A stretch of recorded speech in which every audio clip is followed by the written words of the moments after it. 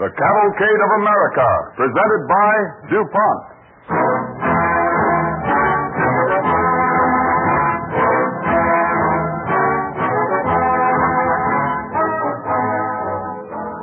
This evening, the DuPont Cavalcade presents a story dealing with an organization that has contributed greatly to American agriculture.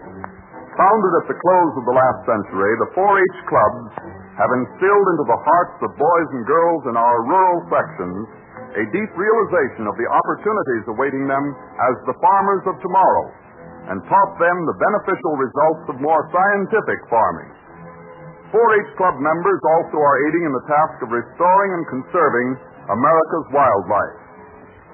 As a special feature of tonight's broadcast, at the close of our radio drama, you will hear from a man who is well informed about the great changes taking place on American farms today. Among other questions, we shall ask him to tell how research chemists are cooperating with farmers to produce better things for better living through chemistry.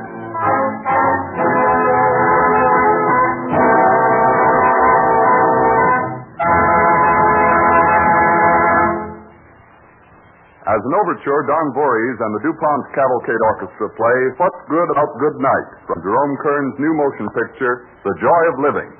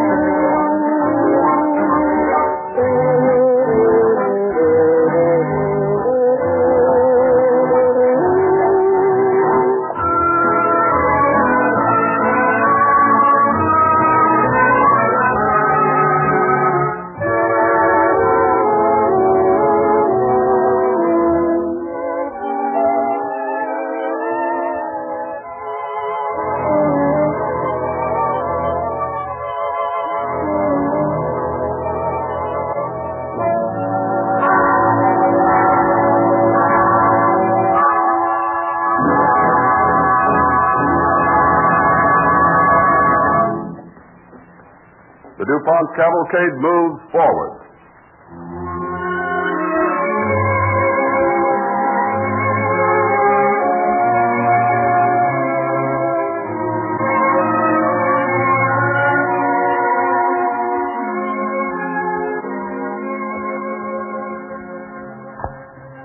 A farm in the Midwest, The day has been windless and fiery hot under a scorching sun.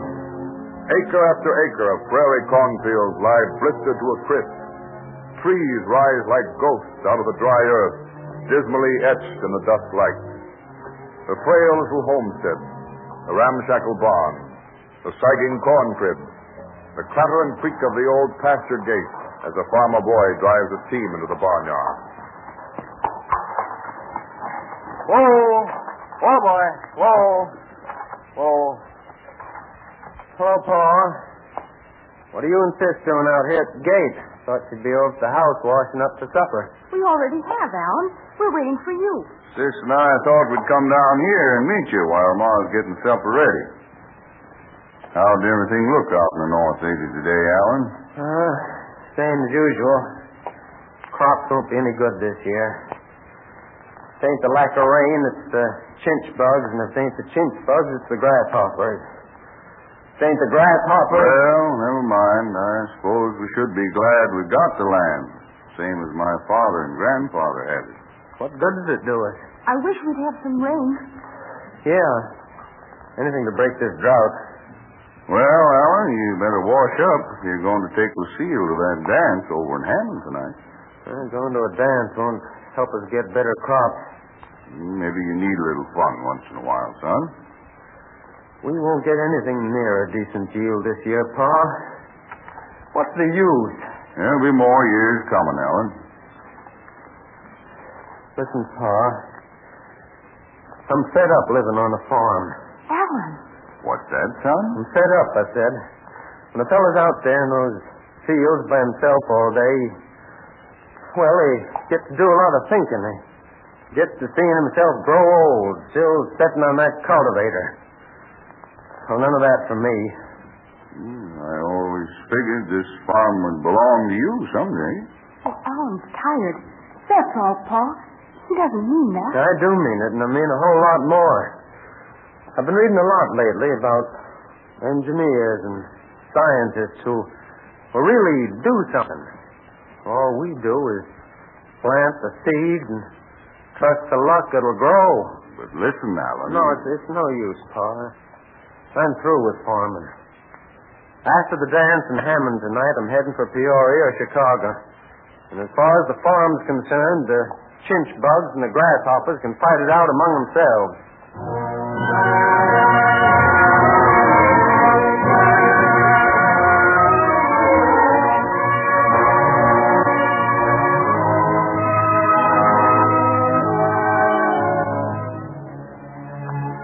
The town of Hammond is a few miles down the oil road.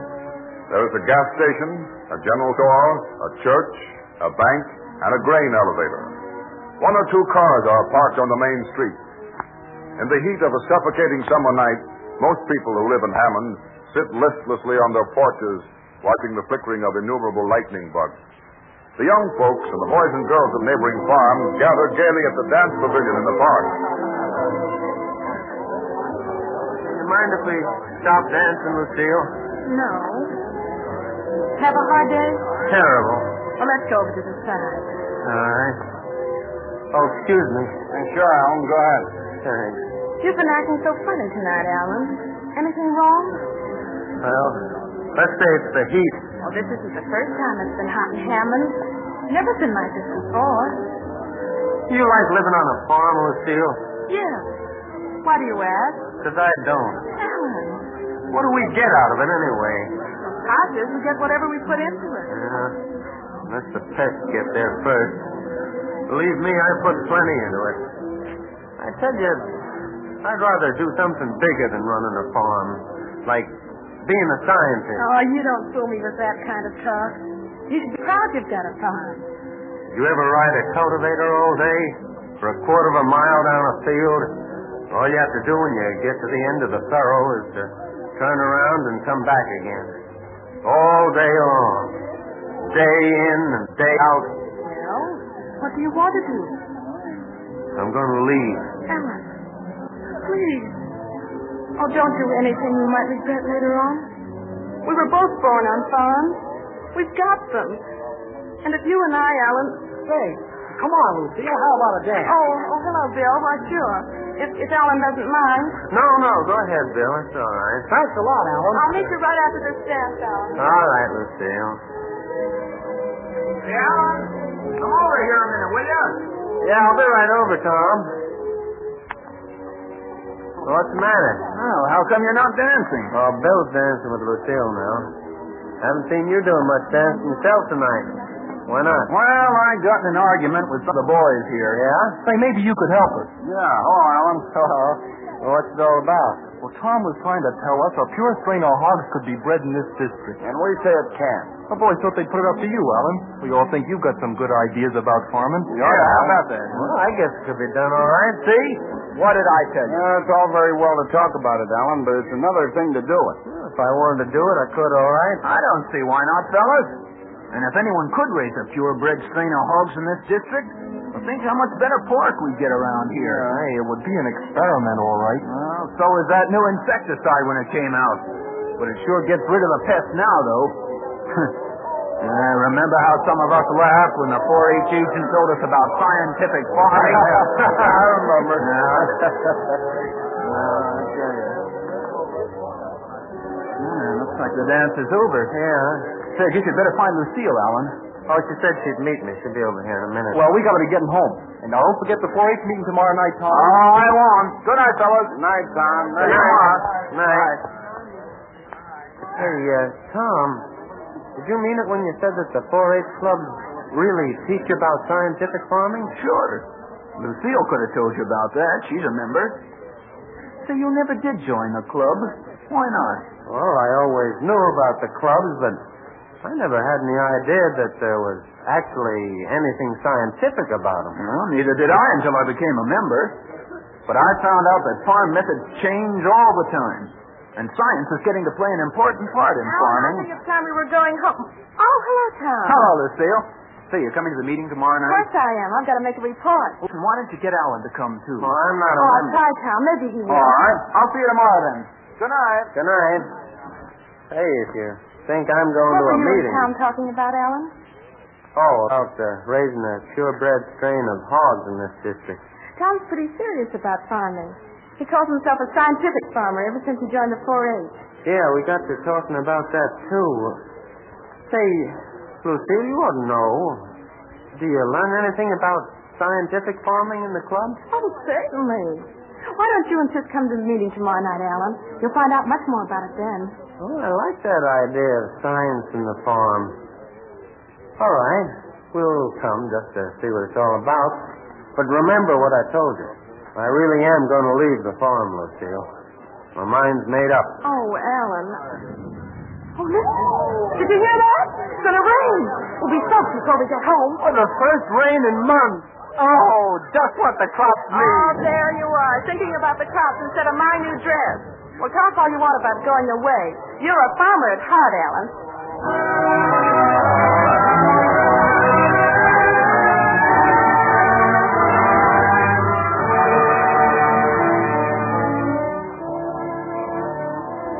In a drought season, under the relentless dazzle of the sun that burns as hot as fire, farm life is motionless and silent, awaiting the drenching relief of cooling rainstorms that come all too seldom. Then everything revives again as the showers drum upon red barns, patter in the fields, and splashes in the meadow brooks. So on through that night and the following day, rain swept the farmland. And in the evening, Alan and his sister arrive at an old country schoolhouse where the 4-H club meeting is held. If we'd only hurried a little, we wouldn't be so late. Quite a few here, aren't there? Oh, Pop Lips up there on the platform with Tom. I wonder what he was doing here. He's about the oldest farmer in the district. Yeah. Well, let's get I'll furnish that report Everything here, Tom. next week. Well, now, we've only got to hear from 2 more members tonight, and then we'll have Pop Luke say a few words. All right, now wait. First, what have you been doing, Rod? Well, I've been pretty busy lately. Last week I went over to Springfield to see those new cellar glass poultry houses. They're just a thing for my white Wyandotte chickens. Well, how are the chicks coming, Rod? Oh, fine. I've been keeping a record of feeding, watering, and culling the flock. I'm planning to enter my best hens at the next county fair. All right, fine. Thanks very much. Now, that leaves only one member we haven't heard from tonight. Lucille. I didn't know she was doing anything in this kind of work. I guess Lucille takes this business pretty seriously. I wanted to tell you about the small garden I have next to our milk house on the farm. The green vegetables and the potatoes and the tomatoes are coming along fine. What I'd like to do is can about 200 quarts of them for the family this winter. Well, good for you. Yeah, but look what Rod's doing. Those solid glass hen houses are pretty nice at that. Well, Pop, everybody wants to hear from you. I guess you'll have to close the meeting for us. Oh, all right, Tom. You know, it's good for an old farmer like me to... A little louder. Louder? All right, yes. You know, it's good for an old farmer like me to hear about the fine work you young farmers are doing. Our country doesn't have to worry about the future of farming as long as the clubs make boys and girls take it seriously. I wish there had been something like the 4-H for me when I was a boy. I guess that's about all I got to say, Tom. All right, thanks very much, Pop. All right. Meeting adjourned. Oh, hello, Alan. Oh, too bad you couldn't have got here earlier. But I'm glad you came. Hello, Alan. Hello there, Tom. Say, Pop, Alan never did join the club. Why, I hadn't thought of you not being in the club, Alan. The age limit runs from 10 to 20. You're about 17, aren't you? 18. Well, it seems to me you gotta admit the young folks around here are doing pretty good work on their farms. Well, they take farming seriously, Pop. I don't. Oh, what do you mean, Alan? Well, I didn't tell you last night, Tom.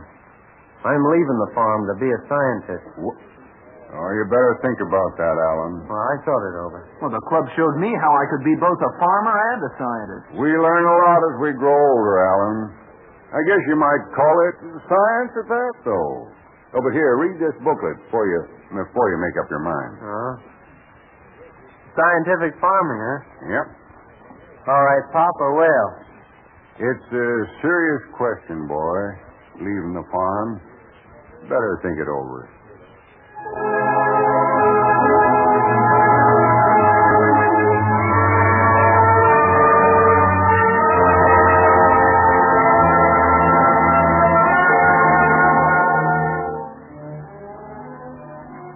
The next day dawned bright and hot. All over the vast stretches of farmland, tiny wisps of vapor rise from the freshly dampened earth after the rainfall, and the sun burns again in the sky. Alan's father and mother are sitting dejectedly on the porch steps. Yeah, it's going to be the hardest thing I ever had to do in my life, Martha. What will the children think about it? Well, Sis will probably be pretty upset. She always did love the farm. Alan's different. He said the other night he wasn't going to be a farmer, so I don't imagine he'll mind as much when I tell him. Do you think we really have to let the farm go? Looks that way, Martha. Grasshoppers ate up most of the crop. You can't fight an army of pests.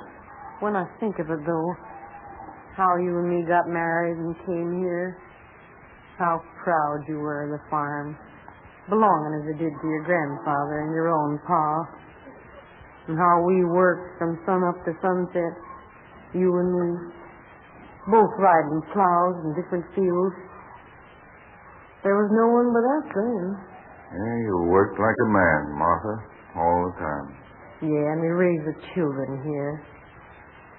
I tell you, it would be hard to give up the farm. It was all we had when we started out together. Somehow, I thought we'd always live here.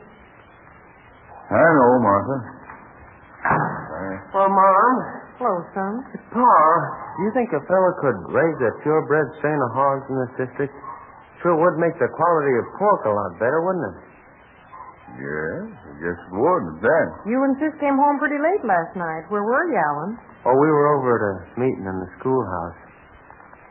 I've been doing a lot of thinking during the night, Pa. Pop Lutz gave me one of the 4-H Club's booklets to read. I tried to get you to join that club a long time ago, Alan, but you never seemed to care much about it. Yeah, I know. Well, it don't make much difference now, son. I think I'll have to sell the farm. Give up the farm? Why, Pa? Pests got most of the crop. Anyway, you said you'd rather be a scientist than a farmer. Ain't no use trying to keep the farm if my own son don't want it. Why, guess I was upset or something the other night. What do you mean? Well, after I read that booklet, I got to figuring how much science and farming go hand in hand.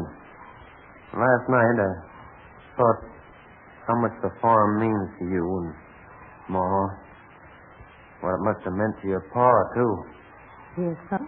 And, well, I hope you'd forget what I said. You see, I could join the club, find out the scientific ways of making the crops we have better. And don't give up the farm, Pa. You want to stay, then? I'll stay, Pa. Well, the 4-H club work sounds like a mighty good opportunity for a boy. Well, sure it is, and... Well, I'd like to try and raise that purebred strain of hogs, too. You know, they give prizes for things like that. Yes, of course, if we could save some of the crop, we mightn't have to sell the farm. All right, son, we'll see what we can do. Well, good. Well, I'll see you later. Where are you going, Alan? Out in the North 80. There's plenty of work to do.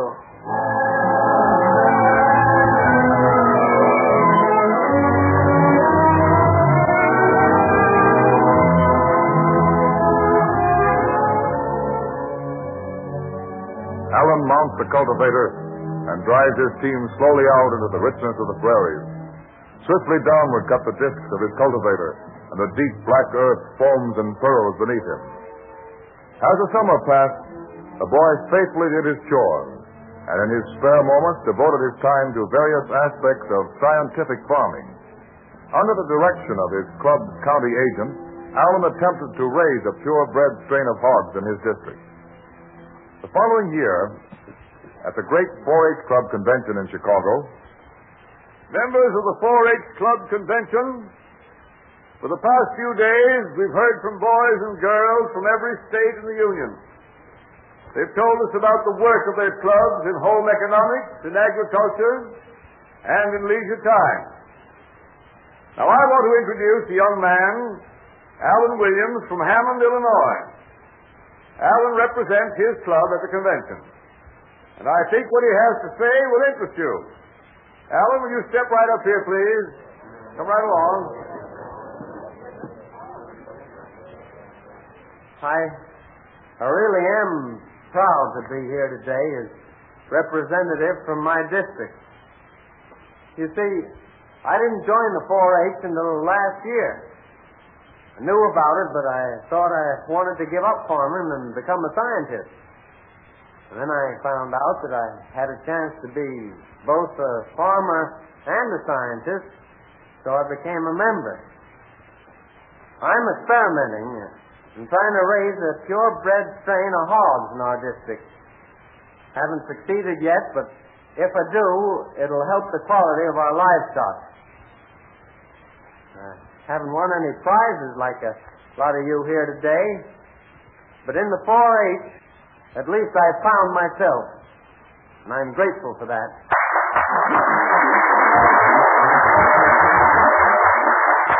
Just wanted you to hear from Alan, because I feel the work he's doing is typical of the spirit of the movement everywhere. During this convention of boys and girls from all sections of our country, the widespread work of the clubs has been reviewed. Let us take away the aims of the movement when we leave the convention today.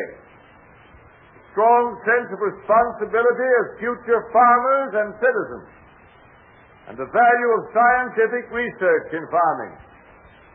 The convention will adjourn with all the members present rising and giving the 4-H pledge. I pledge my head to clearer thinking, my heart to greater loyalty, my hands to larger service,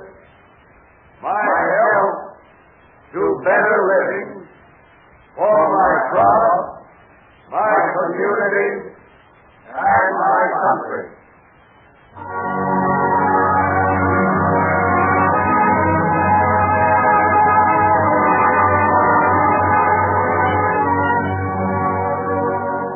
In helping a boy like Alan discover himself, the 4-H clubs have developed an enterprising and beneficial spirit among the boys and girls on the farms in our country.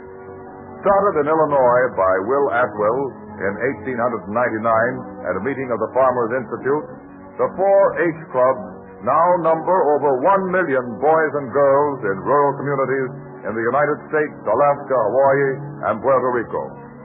For their great work in fostering better farms and farmers in America today, DuPont salutes the 4-H Club movement in the Cavalcade of America.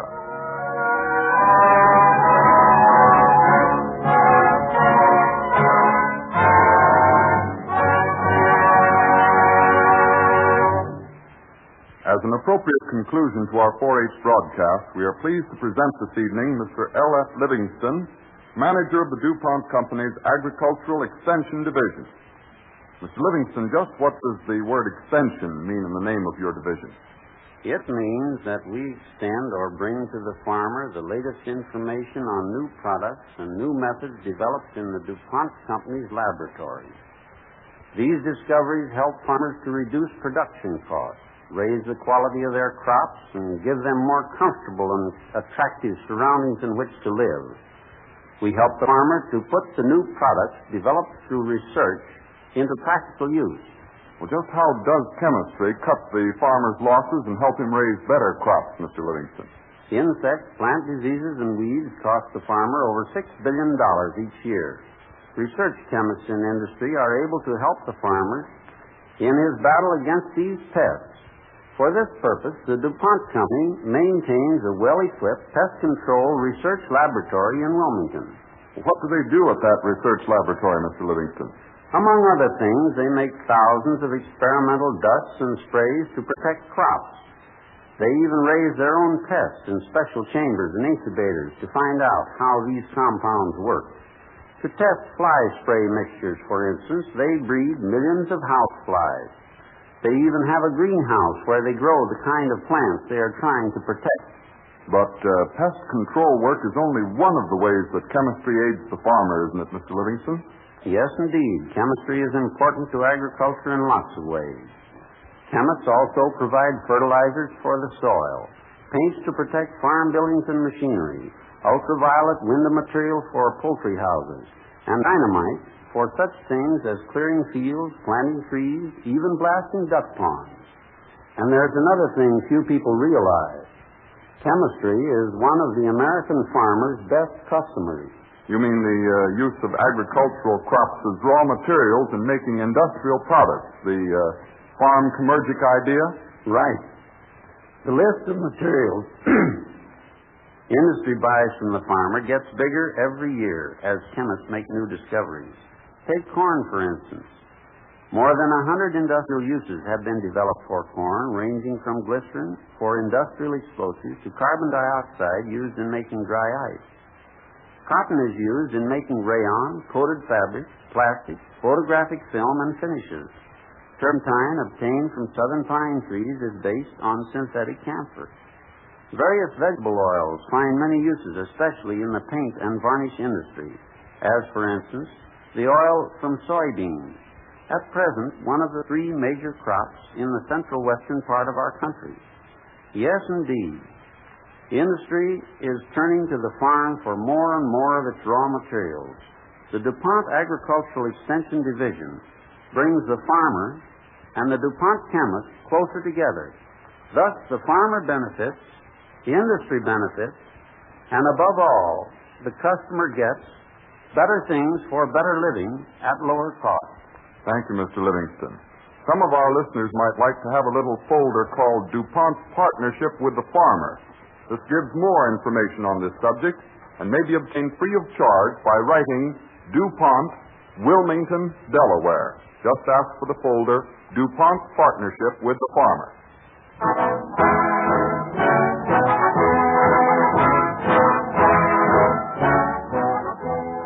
Daylight saving begins next Sunday. If your community does not go on daylight saving time, this program will reach you 1 hour earlier. The Stargazer, a dramatic portrayal of events in the life of Maria Mitchell, America's first woman astronomer, will be the subject of our broadcast when next week at this same time, DuPont again presents the Cavalcade of America.